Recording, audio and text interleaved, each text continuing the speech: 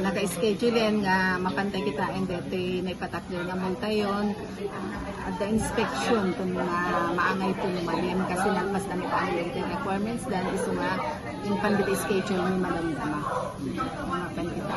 Ano dagiti nga requirements no ka ma'am? At the amin kompleto kasi ato dagiti engineering the fire no nakapasad amin sa dagiti zonal clearance da dapat adaan tay ang lalo dito yung security da kasi dagiti pangibisan no mano tay capital investment na pay ken pangkitaan niya. How about ka dagiti ag negosyo to DJ ma'am? Dagiti maintenance dan alakit adumit dagiti inimayen inikikan niti requirements na ngem adto pay ang kami pay nagawat kami dito yun namin pay lang dito talaga nga pinaka-main na dito SM nga makukunan kayo.